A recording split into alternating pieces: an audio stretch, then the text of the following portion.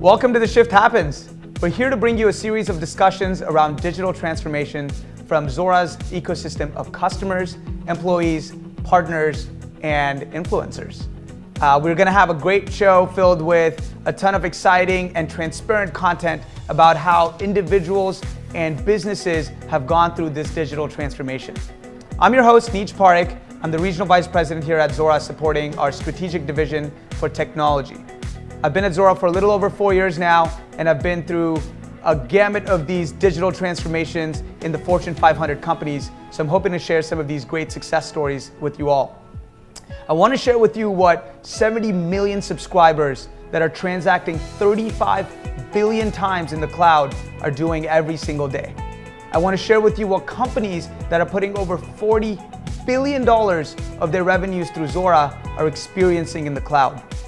We've seen a disruption and we've seen business as usual. And there's circumstances that are pushing these companies to move to the cloud. I want to share with you what is incremental and what is forcing these companies to shift and move to the cloud. So with no further ado, I want to introduce today's guest of honor, Steve Yeager, our very own Steve Yeager from Zuora. Steve runs our business development practice here at Zuora, and he's been highly effective, so I thought this would be a great session to kick us off. Steve, welcome to the show. Yeah, Neej, it's great to be here, and it's been a pleasure to work with you as long as we have. Yeah, well, can you tell us a little bit about yourself for the audience? What do you do at the company? A little bit about your role? Sure. So my team is responsible for building a pipeline of new business, and it's really about continuing to take Zuora up market. So we're going out and building relationships with the leading companies in each industry, really by sharing rich insights about what we've learned from our customers and our own experience. And doing that through a variety of means, everything from traditional methods to social media to events and evangelism and all the ways that we're engaging with prospects in the market. That's fantastic. That's great. Yeah. One of the things that comes up pretty often in today's world is data points. How has data really revolutionized business development is a very hot topic, right? Because today you're thinking about going after your prospects and increasing your upsell value with existing customers using a whole brand new set of data points that you weren't using 5 years or 10 years ago. Can you share with us how has that impacted your world? Yeah, absolutely. I mean, since we've moved away from the world of really a one-time sale, we really have to start to build these relationships the right way. And so traditionally where people might, slice and dice territories or markets by company size, by geography, by things of that nature, it's really different now. It's really about finding companies that are organizations that are in a state of change, right? And there's different things that we look for to sort of find that. Things like the percentage of companies' revenue that is moving towards subscriptions. And there's all sorts of new metrics that are coming out around that, right? Companies are looking at things like annual recurring revenue, monthly recurring revenue, average revenue per user, and a broader view of their customer life cycle as they look at things like customer lifetime value. And so those are the sorts of indicators that we're trying to go find early on about our prospects and customers. That's exciting. Yeah, can you share with us what are typical data points that you guys use on a daily basis, and how has that created a different impact in your success to go after these? How are you guys able to use some of these data points to create more value for your prospects and obviously get low-hanging fruit or get a better lead or get a better effective engagement with your customers? In these transformational projects, it's really not effective for us to go out and just talk about what Zuora does, right? I mean, it's very different for each customer. And so by going out and trying to find those things that we just talked about and some of those data points around things that are shifting in these companies' businesses, we, step one, learn a little bit more about what these companies are doing and how they're doing it. And then if we can identify places where we think there might be ways we can add value around time to market, around scalability, around automation, around pricing and packaging changes, things like that, we can put together more of an informed perspective and go engage with these customers in a way that's sort of valuable upfront instead of just going out and asking for something. Right. That makes a lot of sense, right? When I talk, I was having this conversation with a customer yesterday, and when they talk about, hey, we're going through a business transformation, that transformation is happening on so many different fronts, right? It might start at the highest level with the executive team saying, hey, we need to go and increase our top line value. We need to increase our shareholder value. We need to increase our average revenue per user. But that in itself creates so many trickling effects, right?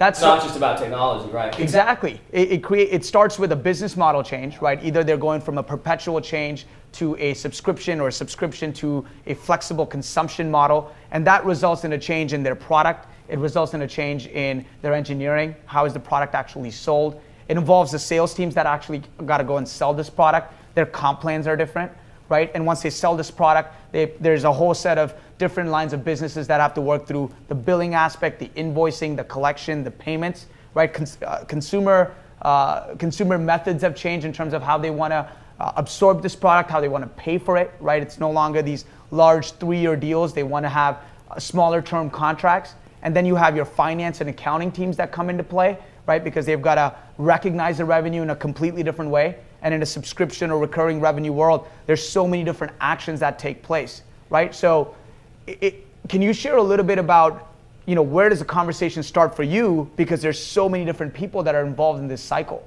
Yeah, it's a really great point, right? And so I think what's most effective for us is to go out and try to understand what types of and how companies are applying these new commercial models, right? And then what are all the downstream effects of that? Right. And so organizationally, the way that really starts for us is, it's not just in one part of the organization. And so we engage with everyone from folks in product management who are thinking about new ways to go to market, or, launching new products and services, typically on a subscription model, all the way through, the CIO's organization and what does this mean from a business process perspective, and then all the way through finance, who's really starting to measure and guide this change in business model, right? Because those things all have to be connected for these things to be successful over time. So I'm guessing your messaging kind of differs from BU to BU and person to person as you're trying to provide the right kind of value and also absorb the low-hanging or get the low-hanging fruit for your team. Yeah, that's right. I mean, especially across industries, we have to understand what business units, what parts of the organization are changing and when. Yeah. It's not just a blanket message to everybody or talking about what we do. It's a lot more about developing a position based on what we understand companies are sort of at in that spectrum of transformation, right? And if and where we think we can help. That's fantastic. So can we get something tangible to the audience? Can you share a success story, or can you share a tactic or a leave behind with our audience today of what they can quickly go and do and deploy a tactic which can quickly result into better leads for them, more business, maybe go after a quick low-hanging fruit? What has worked for you recently in the past, and what advice do you have for our viewers? Yeah, absolutely. So one of the things that we try to do, and that has helped us really engage with senior executive leadership at Fortune 500 companies, has been to identify what we sort of consider a growth initiative and then put together a bit of a hypothesis on how we think that's going to play out. And we have sort of internal playbooks that we've developed around 7 or 8 of these types of initiatives that could be things like pricing and packaging change, moving to usage or consumption models, right, launching new products or services. That could be internationally into new markets, right? Or really understanding how to drive cross-sell and upsell in their customer base as they deliver these relationships over time, and what does that look like? And so by applying some of the things that we've learned and sort of these playbooks that we put together, we can at least bring some incremental value, or reasonable insights early on that sort of set the conversation off on the right foot. That's great. That's great advice, right? And this is really exciting, Steve. I think that was brilliant. Thank you so much for sharing some of that. We never really think about business development when we think about these large transformation, but it plays a big key success when you think about the entire sales business unit or the sales organization, and business development is a key part for that. So Steve, thank you for being here. Thank you for sharing your views. We really appreciate having you on the show. So that's a wrap for now. See you on the next episode of The Shift Happens.